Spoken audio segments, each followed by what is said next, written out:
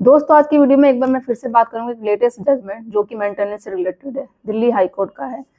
तो उसमें जैसे मेरा आपने थंबनेल देखा कि पढ़ी लिखी महिलाएं हैं, जो जैसे मैं हमेशा कहती हूँ, अब उसका है जो अगर कोई होगी और वो जॉब कर रही है तो मेंटेनेंस खारिज होगा। इससे पहले भी एक जजमेंट आ रखी थी, काफी सारी जजमेंट आ रखी थी, एक अभी लेटेस्ट भी जजमेंट आया जो दिल्ली हाई कोर्ट का है। तो वो मैं आपसे डिस्कस करूंगी। और इससे पहले आप मेरे चैनल पर नए जुड़े हैं तो चैनल को लाइक करना, शेयर करना, सब्सक्राइब करना बिल्कुल मत भूलिए, साथ ही बेल आइकन दबा दीजिए ताकि आपको टाइम टाइम पे मेरी वीडियो की नोटिफिकेशन मिलती रहे। तो दोस्तों जैसे हम सबको मैं हमेशा बोलती हूँ, जब भी झूठे केसों में पति को फंसाया जाता है, पत्नी झूठे आरोप में लगा देती है, तो उसका मेन मकसद होता है उसको प्रेशर करना, जैसे मैं हमेशा कहती हूँ, और मेंटेनेंस लेना। ठीक है। अब मेंटेनेंस लेने से, आप देने से कैसे बच सकते हैं? इसके लिए तो आपको देखो फाइट करनी पड़ेगी, क्योंकि जहां तक आप सबको पता है और मुझे पता है कि अगर कोर्ट जाती है पत्नी, मेंटेनेंस का केस कर देती है, तो सबसे पहले झुकाव यही होता है कि भाई पत्नी आई है, बेचारी है, वो अबला है, तो उसको पैसे दे दिए जाते हैं। तो जाते ही 1-2 महीने में इंट्री मेंटेनेंस अलाउ हो जाता है। और जब वो केस भी करती है, किसी एडवोकेट के पास भी जाती है, तो वो वही बोलता है कि मैडम हम 1-2 महीने में आपका मेंटेनेंस अलाउ करवा देंगे। अब देखो, मेंटेनेंस मैंने माना कि झुकाव चलो लेडीज की तरफ होता है, ठीक है, बट ऐसे रूल रेगुलेशन जजमेंट गाइडलाइंस आ रखी है जिससे आप मेंटेनेंस देने से बच सकते हैं। बट उसके लिए आपको करना क्या पड़ेगा, बस नॉलेज होनी चाहिए, आपको कानून की जानकारी होनी चाहिए, तभी आप जाके फाइट कर पाएंगे अपने केस में और मेंटेनेंस देने से वाइफ को बच सकते हैं। अब मैं इस लेटेस्ट जजमेंट की जहां मैं बात करूं, तो इसमें क्या हुआ, वही आमतौर पर जो पत्नी ने झूठे आरोप लगा दिए पति पे। पति क्या था, वो खुद एडवोकेट, ठीक है। अब उसका जो है कि जब वो कोर्ट में गई तो पत्नी को 7,500 की इंट्री मेंटेनेंस अलाउ हो गई, ठीक है, और उसका साथ में बच्चा भी था, तो वो बिना किसी रीजन के छोड़ के चली गई थी। अब पति ने जो वो पहुंच गया वो हाई कोर्ट में, वो इस उससे सर्टिफाइड नहीं था कि जो इंट्री मेंटेनेंस 7,500 का अलाउ हो गया था, इसलिए वो हाई कोर्ट पहुंच गया। अब उसने कहा कि जो मेरी वाइफ है बिना रीजन के छोड़ के गई है, कोई कारण नहीं है उसका, तो मैं मेंटेनेंस क्यों दूं, ये मेंटेनेंस क्यों बांधा गया है? वो ऑलरेडी कमाती है जिसकी तनख्वाह 40-50 हजार रुपए मुझसे ज्यादा है, तो मुझे नहीं लगता कि उसे मेंटेनेंस देने की जरूरत है, और उसे मेंटेनेंस देने की, उसे मेंटेन करने की, या वो मुझ पे मेरे पैसों पे निर्भर रहे। अब जब वाइफ से पूछा गया तो वो बोलती है कि माना मेरी सैलरी 40-50 हजार है नहीं बल्कि थी। मैं शादी से पहले जॉब करती थी, जब मेरी सैलरी थी इतनी नहीं। शादी हुई, बच्चा हुआ, रिस्पॉन्सिबिलिटी बढ़ी, तो बच्चे के कारण मैंने अपनी जॉब छोड़ दी। और अभी वो छोटा है, जो सारी चीजें हैं मैंने अपने बच्चे की रिस्पॉन्सिबिलिटी कारण में एक ही सिंगल पेरेंट्स को संभालती हूँ, उसको पूरी तरीके से मेंटेन करती हूँ, तो मुझे चाहिए। कोर्ट ने ये देखा, हाई कोर्ट ने, कि ये बात सही है, अभी वो जॉब नहीं कर रही है, पहले जॉब कर रही थी, जो 7.5 का मेंटेनेंस इंक्रीमेंटल अलावा वो ठीक हुआ है। बल्कि फिर हाई कोर्ट ने क्या किया, 4,500 का कहा कि ये जो 7,500 है वो ठीक है, आपको देने पड़ेंगे। बल्कि आपकी वाइफ ने बच्चे के कारण अपनी जॉब छोड़ी है, सेक्रीफाइस किया है अपनी जॉब के साथ, तो और वो अकेले अपने बच्चे को पाल रही है, तो आपको 4,500 रुपये बच्चे का भी खर्चा देना पड़ेगा, ये अलाउ कर दिया। ये है लेटेस्ट जजमेंट में, इसका आर्टिकल है, जो लिंक है ना मैं आपको शेयर कर दूंगी डिस्क्रिप्शन में, अच्छे से डिटेल में पढ़ लीजिएगा।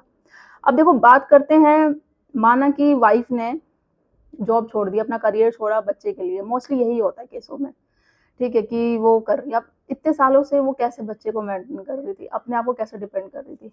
अब पति का कहना था, अगर हम पति के, ये तो जजमेंट हो गया, लेटेस्ट जजमेंट हो गया, जो भी हो गया, अब हम नॉर्मली डिस्कस करते हैं।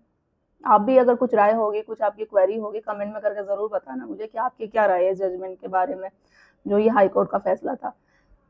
अब जो हस्बैंड का कहना था कि मैं बच्चे के मेंटेन करने की कोई दिक्कत नहीं हूँ, मैं तो उसको खुद चाहता हूँ अच्छे से स्कूल में पढ़ाना, उसका फ्यूचर सिक्योर हो, जब कुछ हो, पैसे देने से मुझे कोई दिक्कत नहीं है, बट प्रॉब्लम ये है कि वो मुझे बच्चे से मिलने ही नहीं देती है बिल्कुल भी, जब से वो अलग गई है। दूसरी बार, वो बिना किसी रीजन के छोड़ के गई है, लड़ाई झगड़ा करके गई है, और ये भी शक है कि उसका रिश्ता और किसी के साथ है। अच्छे से बच्चे को मेंटेन नहीं करती है, बच्चे को मिलने तक नहीं देती है, क्योंकि भाई बाप हूँ तो रिस्पॉन्सिबिलिटी मेरी भी बनती है, मिलना सब हक है मेरा, नहीं करने देती है। उसको मुझे पैसे देने से दिक्कत नहीं, एटलीस्ट मिलने तो दे। तो वो सारी चीजें, रिश्ता और किसी के साथ है उसका, बिना किसी रीजन के छोड़ के गई है, और पैसे की डिमांड कर रही है, बल्कि वो पढ़ी लिखी भी है, जॉब भी कर रही है, वो सारी चीजें बातें झूठे बोल रहे हो, कोर्ट उसकी बातें में फेवर कर रहा है। लेडीज जो कह दे वो बात ठीक है, वो ठीक है। देखो मैं सारी लेडीज के उसमें अगेंस्ट में नहीं हूँ बिल्कुल भी, मैं भी एक लेडीज हूँ, मैं जानती हूँ, बट आज की डेट में देखो बहुत सीरियसली हम देखते रहते हैं कि ऐसे झूठे आ रहे हैं वो लेडीज है जो जिनका मोस्टली यही होता है, वो रिश्ता है उनका शादी के बाद और किसी के साथ, या शादी से पहले वो रिश्ता चलता हुआ आ रहा है, अभी तक खत्म नहीं हुआ।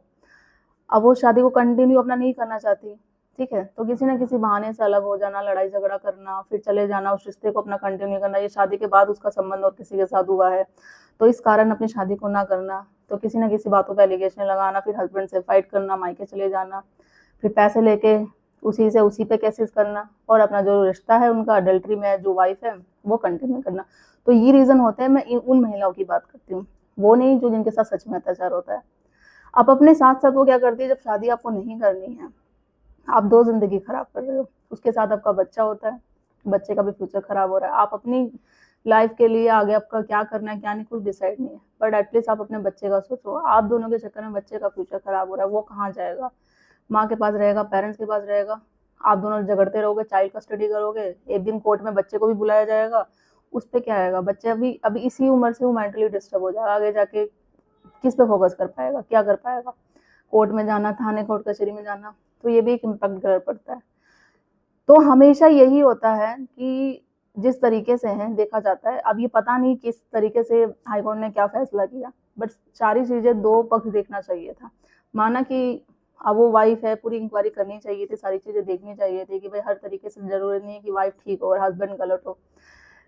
इससे पहले जो सुप्रीम कोर्ट के फैसले हैं, जो जजमेंट है, एक बार पढ़ी लिखी महिलाओं को अगर अगर हस्बैंड प्रूव कर देता ना, विद प्रूफ के साथ, डॉक्यूमेंट के साथ दे देता कि नहीं ये जॉब करती है या फिर ये मेरे बच्चे को मिलने नहीं देती, वहाँ उसके कुछ पॉइंट थे जो वो साबित नहीं कर पाया, ठीक है, कि ये मेरे को बच्चे से मिलने नहीं देती है, ये नहीं करने देती है, तो उस तरीके से भी है। तो मैं आपको हमेशा बोलती हूँ कि एविडेंस आप हमेशा बना के रखो अपने पास, ठीक है। चाइल्ड कस्टडी लेनी है, बच्चों आपके पास रहना, तो आपको दिखाना पड़ेगा कि बच्चे का फ्यूचर आपके पास सिक्योर है, उसके पास नहीं है, उसको आपको कोर्ट को दिखाना पड़ेगा, प्रूफ देना पड़ेगा किस तरीके से, क्योंकि बच्चा कोर्ट भी बच्चे का कस्टडी उसको देता है जहाँ उसका फ्यूचर सिक्योर हो, उसकी लाइबिलिटी, उसको पढ़ाना लिखाना कौन अच्छे से कर रहा है, कि मदर कर रही, फादर कर रही। ये नहीं है कि किसी कानून की किताब में लिखा हुआ है कि कस्टडी हमेशा माँ को ही मिलेगी, फादर को नहीं मिल सकती है, दोनों को ही, वो देखा जाएगा कि कौन अच्छे से बच्चे की परवरिश कर सकता है, उसको पढ़ा सकता है, लिखा सकता है, सिक्योर कहाँ है उसका फ्यूचर।